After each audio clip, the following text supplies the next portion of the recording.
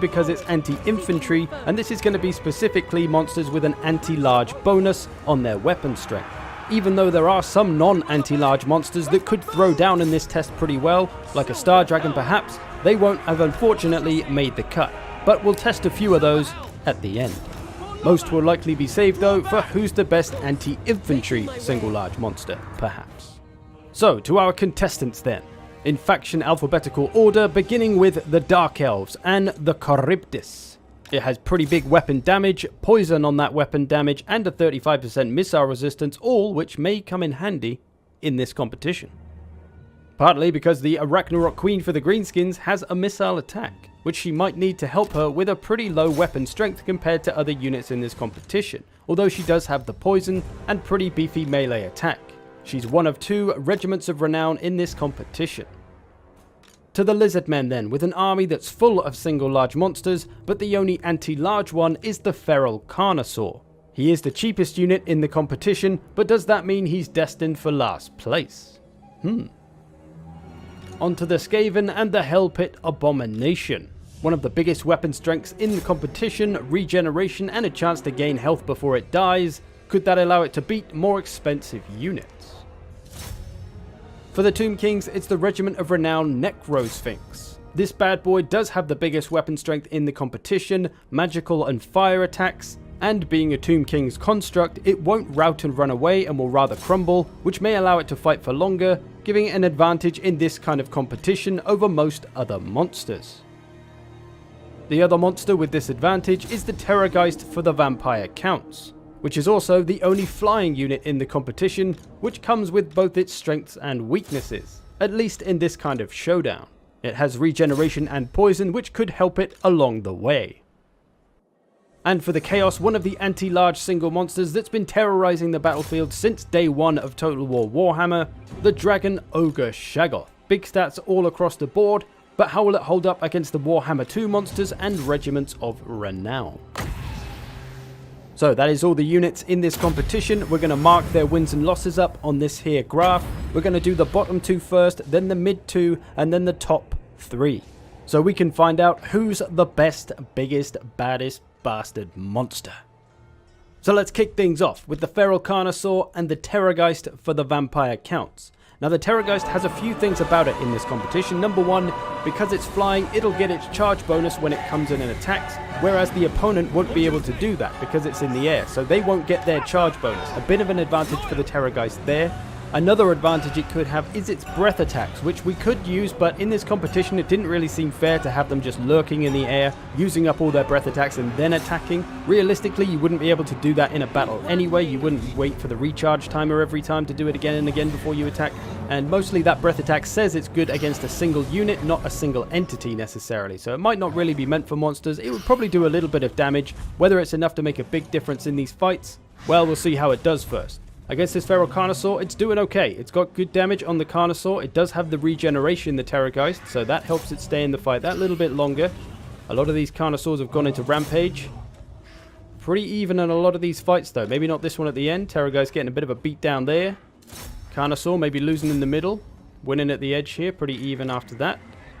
So all to play for. Seems pretty even in who could win these fights. The Geist has the poison as well, which brings down the stats of the enemy. The Carnosaur does have Frenzy though when it's above, I guess, 50% health. So once they get below that, they may start to struggle. They'll lose some stat points. Depends if the crumbly leadership of the Geist can hold on. Neither of these have great leadership, but Geist beginning to crumble in some places. No wavering Carnosaurs yet, only rampaging ones. And like I mentioned, the Feral Carnosaur is the cheapest unit in this competition at 1600. The Geist is pretty expensive, gets his first win here against the Carnosaur. Oh, 2 Carnosaurs here at the end of 1 though. That's 2-1 to the Carnosaurs. Who's going to get it? This Geist, not looking good for him. He's on his last batty legs. Oh, this Carnosaur wavering. This one may be crumbling though. Who's going first? Oh, the Carnosaur. No, the Geist goes down. He tries to... I've never seen that animation before. Tries to fly off and then just does a faceplant instead. Oh, we've never seen that animation in 4 years of Total War Warhammer. But there we go. Feral Carnosaur victorious. What about the Terrorgeist versus the Hellpit Abomination? Gonna get that free charge in again is the Terrorgeist. Couldn't quite fell the Carnosaur. Can it do the Hellpit in? Another Warhammer 2 unit. Terrorgeist, another one of those units that's been around since the dawn of Warhammer Total War. Getting some good damage on the Hellpit so far. The Hellpit does have regeneration as well though, so it's kind of negating the Terrorgeist's regeneration, shall we say. They're both throwing down pretty evenly so far. This matchup at least, they've both lost about the same amount of health, which is surprising considering that the Hellpit Abomination hits so much harder than the Terrorgeist. Pretty even here as well. And here, this is going to be a close one, I think. The Hellpit only costs a little bit less than the Terrorgeist, but what you have to remember with the Terrorgeist is that you're paying for stuff which isn't really useful in this kind of competition. The breath attack and the mobility of flying doesn't really help them at all here. One Terrorgeist has gone down. Hellpit victory. Hellpit victory. There's that animation again with the face plant at the end. Another one down here. Looking good for the Hellpit. I want to see if we can see that animation nice and clearly one more time. Stomps on him.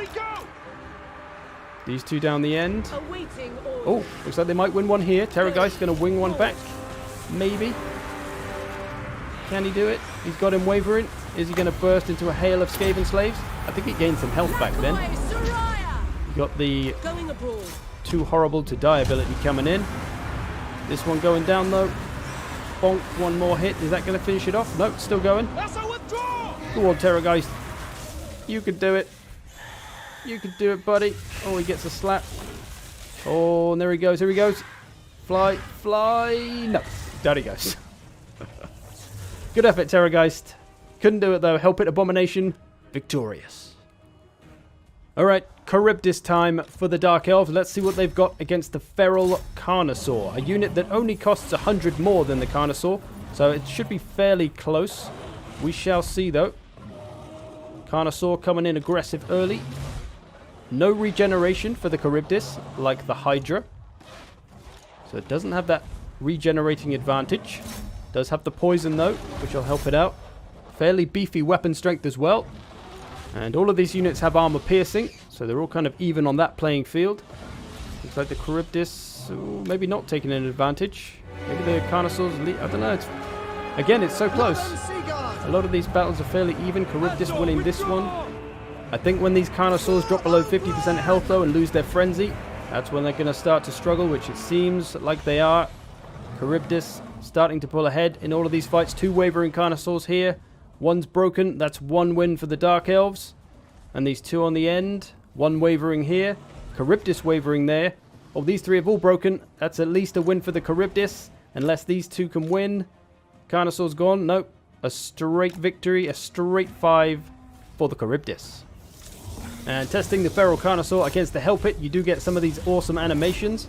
There are a few animations between Warhammer 2 monsters, which are kind of unique and where they actually interact with each other, which are kind of cool to watch, but unfortunately for the Feral Carnosaur, it couldn't stop the Hellpit Abomination either, which brings us to the result for the bottom two units of this competition. And at the very bottom, it is the Terrorgeist, who couldn't win against anybody, closely followed by the Carnosaur, who could only beat the Terrorgeist. Only just though. What is a little bit surprising is that the Terrorgeist did so badly, being so expensive at 2,000, but in its defense, I think a lot of its strength and the things that you're paying for aren't coming to use in this kind of testing. Namely, the mobility from being able to fly around, that doesn't help at all, but you are paying for that when you buy this unit.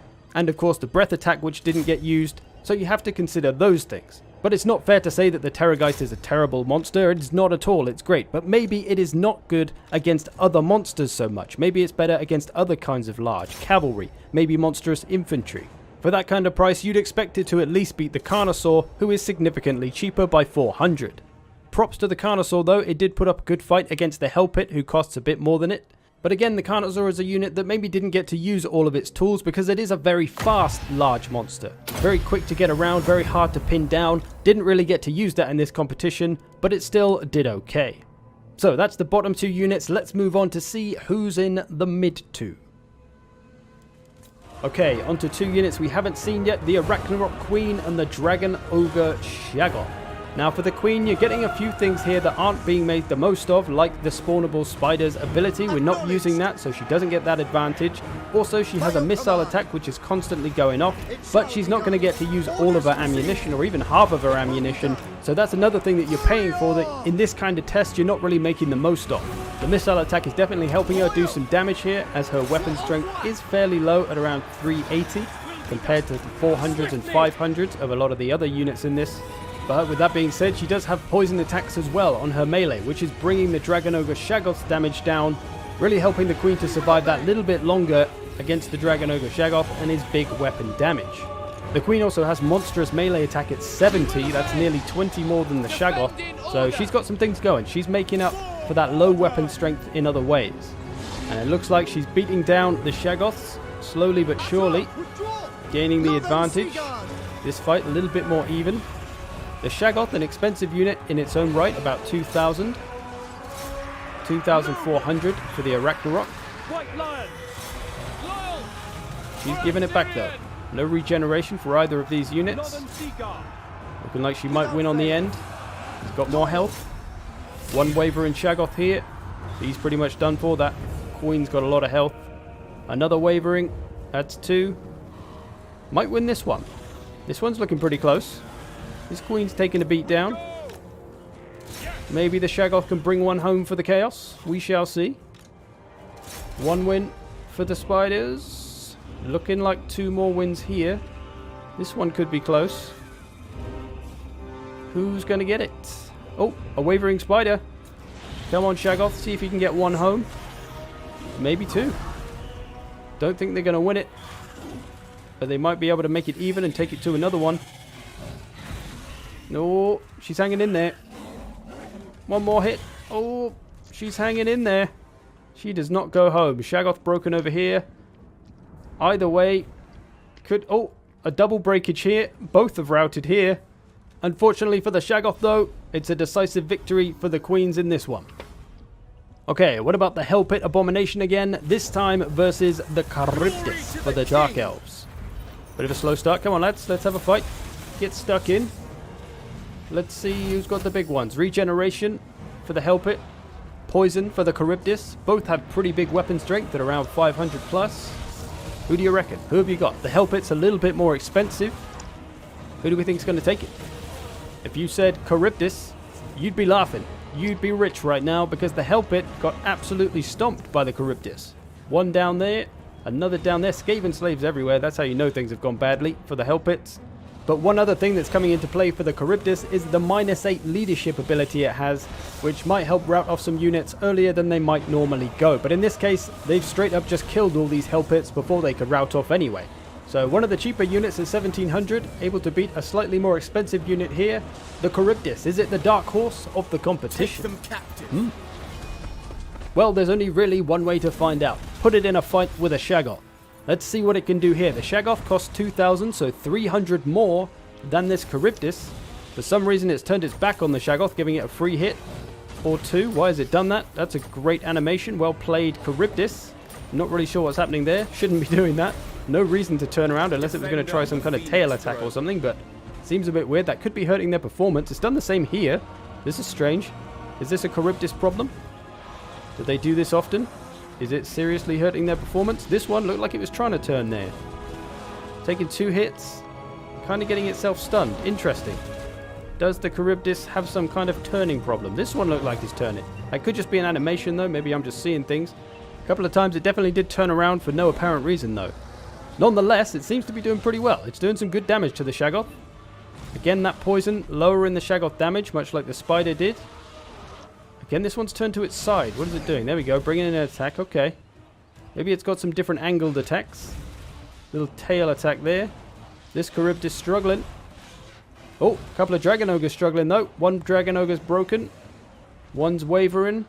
Oh, this is close. We got a broken Chryptus. That's 1 each. Looking like we're going to have another broken Chryptus here. That's going to be 2 for the Dragon Ogres. But it's not over yet. 2-1 to the Dragon Ogres. Oh, 2-2. Chryptus bringing it back, taking down another Dragon Ogre. It's all on this one. It's pretty even. Dragon Ogre's got decent health. Chryptus still got a bit of health. Can it do it? Can it hold on against the Dragon Ogre? Oh, it's a wavering. Looks like it's going to take a 3-2 against the Dragon Ogres. Very, very close, which means we got to run this one again. This Chryptus is going home for now, so the first one, Dragon Ogres. Round 2, though, it went the other way. Chryptus win it 4-1. Not sure how they did it. Maybe they just didn't turn around needlessly all the time and got hit in the back for no reason. But this time, the Chryptus win it fairly comfortably. Which brings us to a third round then. Dragon Ogre Shaggoth versus Chryptus. Both of 1 a round each. Let's see who takes this third one. Best of 5 as usual. Chryptus getting the better, although good damage coming back from the Shaggoths. Less silly turning around this time, it seems. This Chryptus in bad shape, looking good for a Shaggoth here. Chryptus winning at this end though, looking good for a Chryptus here. Wavering Chryptus. Wavering Shaggoth. Oh, goddamn, it's close. And what's interesting about these two units is that they're both pretty much straight up melee powerhouses. They don't have any wasted abilities like the spider ability or the flying for the Terrorgeist. They're both pretty much just about their melee power. And considering the Shaggoth costs 300 more, the Chryptus is giving it a hell of a run for its money. We've got a routed Shaggoth, 2 routed Chryptus. Who can hang on? There's one at the end. And another fight here, which is just about to be... Oh, Chryptus has won here. That's 2-2. Brings it down to the last fight, which the Chryptus has won. The Chryptus has beaten the Dragon Ogre Shaggoths, which is pretty damn surprising. Death flip from the Shaggoth at the end. This image pretty much says it all. So the Chryptus not only beating the more expensive Hell Pit, but also beating the more expensive Dragon Ogre Shaggoths. Which leaves us with a tie between the Hell Pit and the Dragon Ogre Shaggoths to see who is the best of the mid-tier. Hell Pit has that regeneration, which may come in handy against this Shaggoth. They both hit pretty hard with big weapon damage. No poison slowing the Shaggoth down this time. Little bow before a big strike. Boom. Damage though, looks like the Hell Pit may be doing a little bit better. See how they progress. Hell Pit at the end struggling. Hell Pit struggling all across the board now. Maybe the Shaggoth has got this one. Does cost about 200 more than the Hell Pit, so it should be able to beat them. But hey, that's what we said about the goddamn Chryptus. And look what happened. Chryptus is just wiping the floor with everybody. And it's looking pretty bleak for the Hell Pit abominations now. Dragon Ogres pulling ahead in too many fights, I think. Not really done too much damage to some of these Shaggoths in some cases as well, which is strange considering its damage. Maybe its melee attack is letting it down. Shaggoths, though, gonna take this one to claim the top of the mid 2 units. So, perhaps somewhat surprisingly, the Dragon Ogre Shaggoth didn't make it into the top 3. The Hell Pit Abomination, only able to beat the Carnosaur and the Terrorgeist below it, couldn't quite manage the Shaggoth, but the Shaggoth is the real surprise here. Because it costs 2,000, the more expensive end of the spectrum in this competition, you'd think it would be right up there, but the 1,700 cost Chryptus able to top it. But only just. It was very, very close, as we saw. Maybe this is a sign that the Chaos really need their update to bring their units up to speed to compete with some of these new fancier units.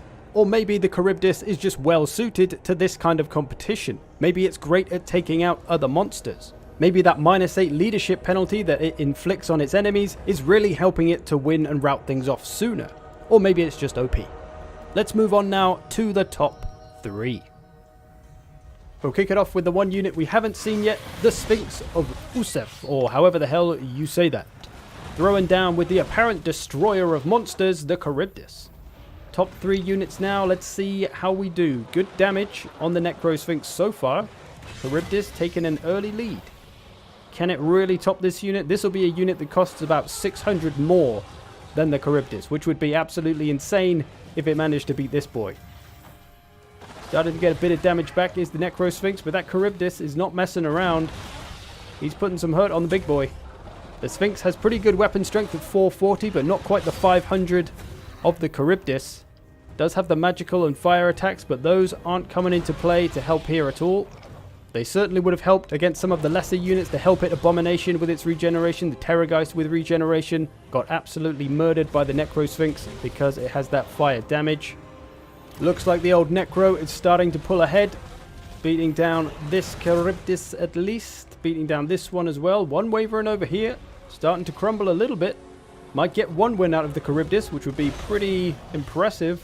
One of them got smashed over here. This Necro Sphinx got loads of health left.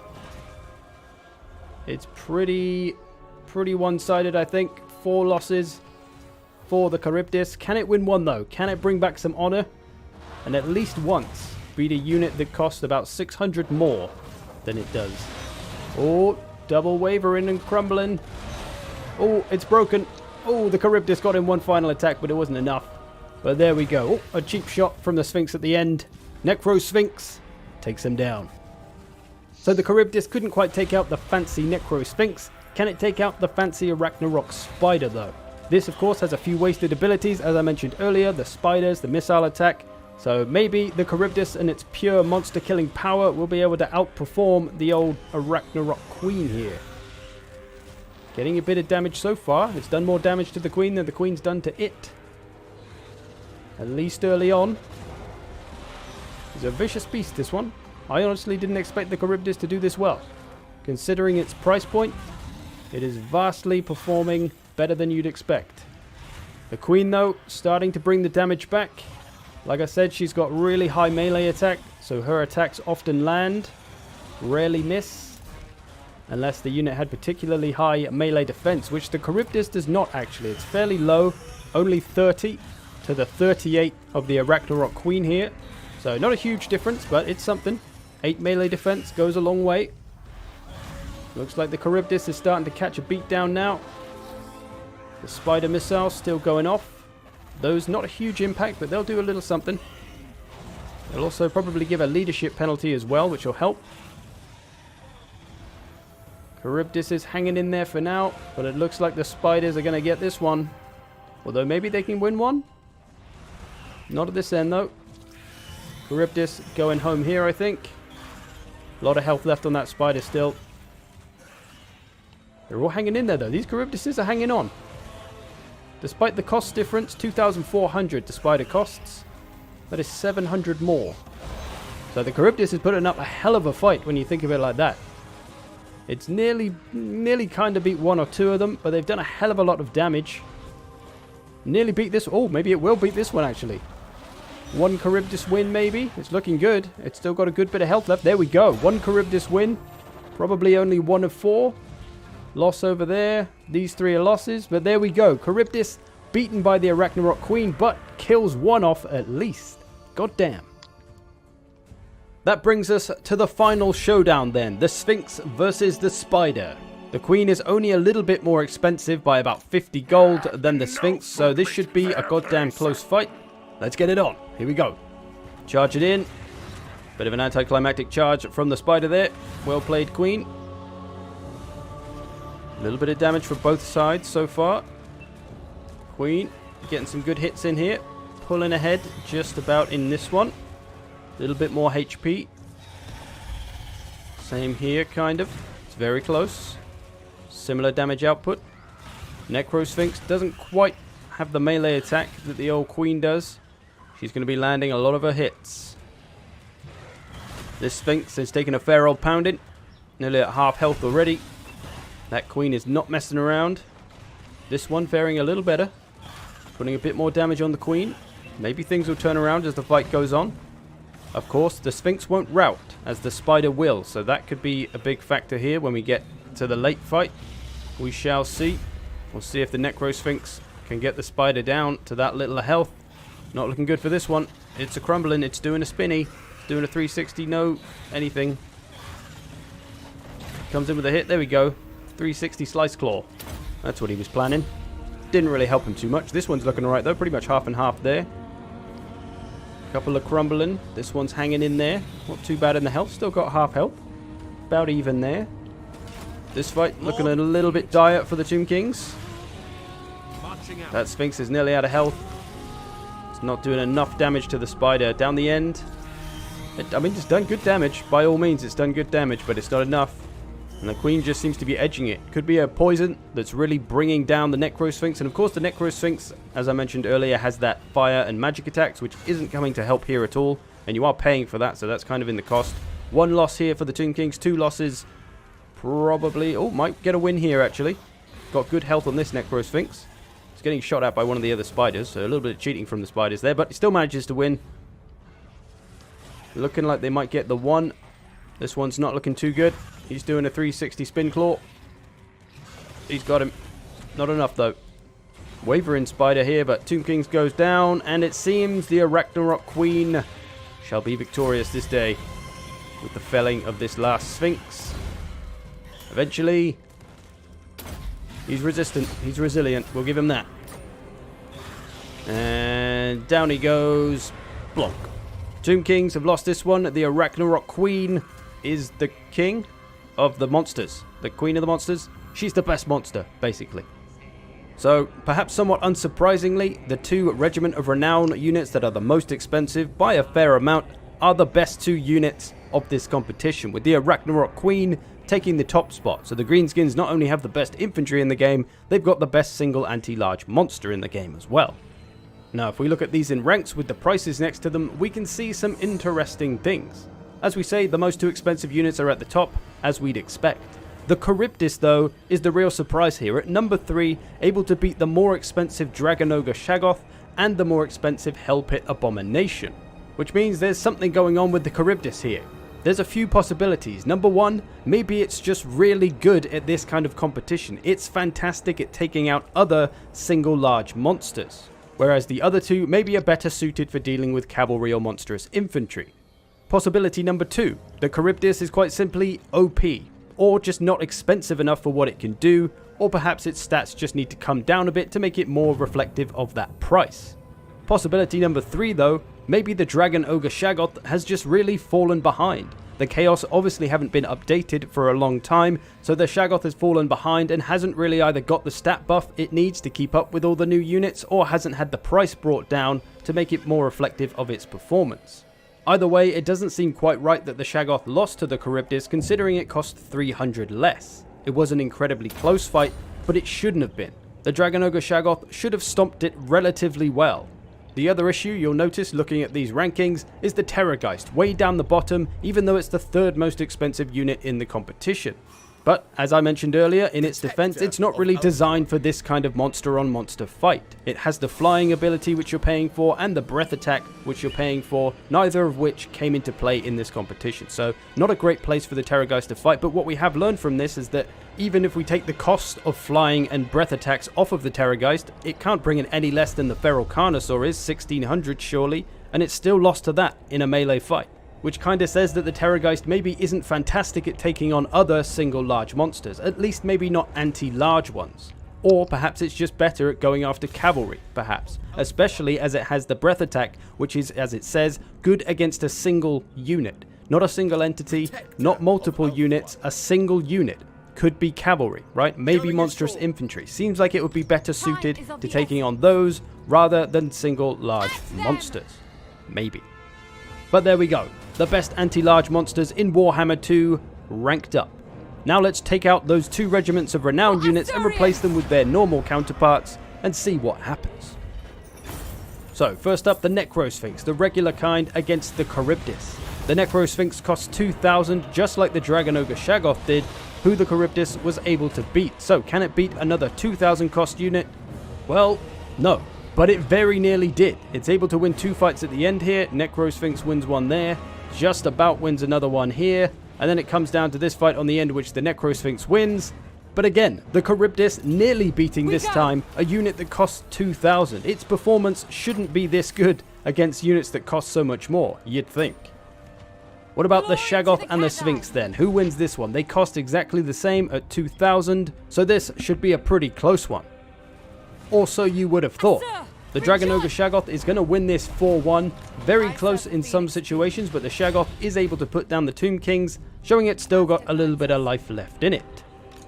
Right, what about the regular Ragnarok Spider then? No queen, just the normal kind now, versus the Chryptus, the one that seems to be felling all the more expensive units. The Spider costs 1,900, so a little bit more than the Chryptus, but less than the Shaggoth and the Sphinx. But the Spider in this case is able to put the Chryptus in its place, where it should be, not beating units that are more expensive than it. And fairly decisively as well. Still a lot of health left on these Spiders. They didn't have too much trouble with the Chryptus at all, showing that Spiders have still got it even without the Queen power. Or do they? Let's see what they can do against the Necrosphinx, as it is slightly more expensive than the Ragnarok. and also it doesn't rout, which again may be an advantage here against this spider. And now, while it is close in some places between the Sphinx and the spider, the Arachnarok is able to comfortably take it 4-1, or maybe 3-1. There's a little bit of a draw at the end here, but the Arachnarok takes it either freaking way. Which seems like it seals it, right? The Arachnarok spider is the best. It's beaten all of them, right? Oh no, there's one left. Big Papa Shaggoth is yet to go against the spider. He costs 100 more, same as the Necro Sphinx did, which the spider was able to beat. So will the Shaggoth be able to topple the spider and prevent him from really being the best, able to beat everybody? Freaking monster. We'll see. It's not looking too good for him in some areas. Losing this one. Pretty even in the middle. Pretty even at the edges. Winning this one right at the edge pretty comfortably as well. Slow it down, take a closer look. Waver and Shaggoth here. Routed Shaggoth, that's 2 up for the spider already. It's now not looking so good for the Shaggoths. Or is it? They've won one here. They're about to win another one here. That brings it down to this final fight where the Arachnarok is wavering. Very close though, both on very low health. Much better leadership for the Shaggoth though, which might be enough. Unless the Arachnarok Queen can get in a big hit. Cheeky poke from the Dragon Ogre. Either the Arachnarok's going to rout or she might hit the Shaggoth and make him waver. He's doing a spinny. Oh, he's done a 180 just to mock her. He's going to get in the hit again. The Arachnarok seems a little bit slow in attacking and is going to rout. So the Shaggoth able to top the Arachnarok spider, but only just. So we're going to run it again one more time. If the spider can win this one, then the spider will reign supreme as really the best single monster in the game, whether it's Regiment of Renown or not. However, if the Shaggoth wins, it doesn't mean the Shaggoth is the best because that lost to the Chryptus. So it's kind of in an awkward spot that both of these are pretty much at the top of the game. So we'll find out here if the spider can really conquer all or whether the Shaggoth can throw a dragony wrench in the plans. Again, looking very close in a lot of places. Slight advantage for the spider here. A little bit more health. This one not looking so good for the Shaggoth. Good bit more health for the spider. This one the other way around though. Good bit more health for the Dragon Ogre. Beating down that spider. Very even in this fight. And looks like the spider might be going down in this one. Although again, incredibly close. Oh, spider gone. That's 1 for the Shaggoths. Can they do it? 2 for the Shaggoth. 3 for the Shaggoth. 1 for the spider. That pretty much means the Shaggoths have done it. And now they're going to make it 4-1 just to embarrass the spider. Oh, double wavering. Both on their last legs. Who can hang on? Can the Shaggoth make a point? Or can the spider really make this as even as it seems? Oh, Shaggoth doing a spinny. That's not helping. Hit him. There we go. Spider goes. Oh, Shaggoth goes. Everyone's going. Oh, I don't know what to call.